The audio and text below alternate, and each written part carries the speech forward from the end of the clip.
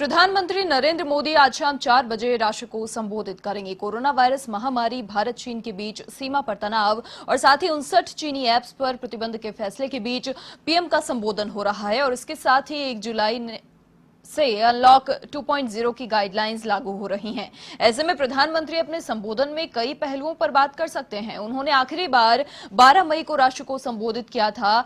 तब उन्होंने लॉकडाउन से उबर रही अर्थव्यवस्था के लिए 20 लाख करोड़ रुपए के वित्तीय पैकेज की घोषणा की थी और रविवार को मन की बात में पीएम मोदी ने लद्दाख में तनाव से लेकर कोविड-19 तक का जिक्र किया था। आज शाम के अपने संबोधन में प्रधानमंत्री मोदी से कुछ बड़े ऐलानों की उम्मीद है। लॉकडाउन की वजह से घरों में कैद बच्चों से पीएम मोदी सीधे मुखातिब हो सकते हैं।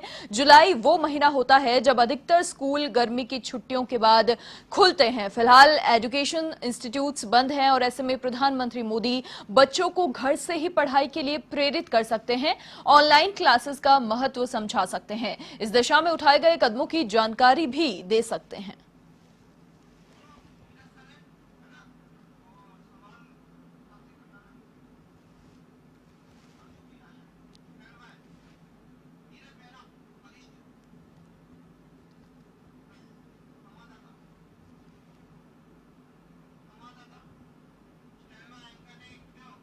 और अधिक अपडेट के लिए, अधिक बातचीत के लिए हमारे साथ एवन टीवी के वरिष्ठ संवाददाता नीरज मेहरा जी फिलहाल फोन लाइन पर जुड़ चुके हैं। नीरज जी, देखिए, अनलॉक 2 की गाइडलाइन केंद्र की ओर से जारी की गई है। इस बीच छठी बार ये होगा कि प्रधानमंत्री नरेंद्र मोदी आज शाम 4 बजे देश को संबोधित करेंगे। इससे पहले 5 बार संबोधित कर चुके हैं, लेकिन खास नजर पूरे देश की रहेगी क्योंकि जुलाई में अधिकतर स्कूल्स भी खुल जाते हैं। बच्चों के लिए वो कुछ नया बता सकते हैं और साथ ही चीन से जो तनातनी फिलहाल चल रही है उस पर भी चर्चा हो सकती है। बिल्कुल मनीषा, सही कह रहे हैं आप। पूरे देश को आज उत्सुकता है पीएम मोदी के उद्बोधन को सुनने को लेकर, क्योंकि लग रहा है कि वो किस तरह का ऐलान कर सकते हैं। क्योंकि स्कूल कॉलेजेस को लेकर जिस तरह गाइडलाइन जारी हुई है, लेकिन वो लोगों को ऑनलाइन शिक्षा के लिए प्रेरित कर सकते हैं, बच्चों को प्रेरित कर सकते हैं। साथ में चीन को लेकर भी कोई बड़ा खुलासा किया जा सकता है, जिससे विपक्ष लगातार एक के बाद एक हमला कर रहा है और कह रहा है कि चीन के मामले में पीएम मोदी को स्थिति स्पष्ट करनी चाहिए। हालांकि ये रक्षा का मामला है और इस तरह के मामलों का सार्वजनिक मंचों से खुलासा नहीं होता है, लेकिन फिर भी कुछ वो हिंट्स दे सकते हैं, कुछ खुलासे कर सकते हैं। अनलॉक 2 को लेकर भी बड़े ऐलानों की उम्मीद की जा रही है। अर्थव्यवस्था पटरी पर वापस कैसे लौटे, इस बात को लेकर भी वो देश के उद्यमियों को, जो उद्योगपति हैं, उनको, व्यापारियों को प्रेरित कर सकते हैं कि किस तरह से जो अर्थव्यवस्था एक ठप सी पड़ी थी वो एक बार पटरी पर वापस आए, उसके लिए क्या हो सकता है। अनलॉक 2 में जो रियायतें हैं उनका दायरा और बढ़ सकता है। साथ में संक्रमण की संख्या लगातार बढ़ रही है। कई प्रदेशों में संक्रमित मरीज लगातार बढ़ रहे हैं, वो चिंता का विषय है। उसको देखते हुए गाइडलाइन में भी कुछ संशोधन किया जा सकता है, ऐसी उम्मीद की जा रही है। और माना जा रहा है कि पीएम जो संबोधन करेंगे वो एक तरह से नजीर बनती है हमारे देश में, और इसीलिए लोगों को उम्मीद है कि पीएम इसमें कुछ रियायतें दे सकते हैं, राहत दे सकते हैं। और जो स्कूली शिक्षा है, कॉलेज शिक्षा है और जो हमारे धार्मिक संस्थान बंद है, क्योंकि लोगों लगातार इस बात की मांग कर रहे हैं कि जब सब चीज खोल दी तो क्यों नहीं मंदिर, मस्जिद, गुरुद्वारे भी खोले जाए।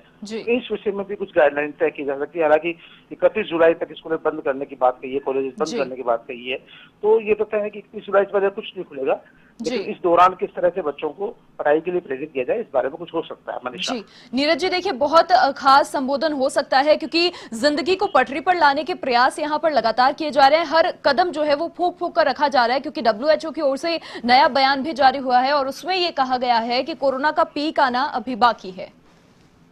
जी बिल्कुल, यही कहा जा रहा है कि जिस तरह से लगातार संक्रमण बढ़ रहा है, मरीजों की संख्या बढ़ती जा रही है। हालांकि हमारे देश में रिकवरी रेट बहुत अच्छी है, लेकिन कई प्रदेश ऐसे हैं जहाँ रिकवरी रेट भी कम है और संक्रमण बढ़ भी रहा है, संक्रमित मरीजों की संख्या बढ़ रही है। ऐसे में उनका ख्याल रखते हुए, क्योंकि जब देश में मरीजों की संख्या गिनती की थी तब हमारा देश में लॉकडाउन था, और आज जब मरीजों की संख्या बहुत ज्यादा हो गई है, इसके बाद जो है अनलॉक 2 की घोषणा करने जा रहे हैं, तो किस तरह से 2 गज की दूरी, मास्क लगाना, सैनिटाइजेशन करना और किस तरह से अपने आप को बचा के रखना, क्योंकि अब कोरोना के साथ ही जीना पड़ेगा। पीएम मोदी ने पहले भी कहा था कोरोना के साथ जीना पड़ेगा, क्योंकि जब तक इसकी वैक्सीन तैयार नहीं होती है तब तक ऐसा नहीं हो सकता कि सारे काम छोड़कर हम लोग घर में बंद रहे, पैक रहे, तो ऐसा चल नहीं सकता। क्योंकि जिंदा रहने के लिए कुछ काम करना भी जरूरी है और व्यवस्था को पटरी पर लाना भी जरूरी है। हालांकि ट्रेन बंद कर दी गई है वापस, तो जी। ये सब चीजें हैं जो पीएम की तरफ से उठाए गए कदम है, और आज भी उम्मीद की जा रही है कुछ नए कदम,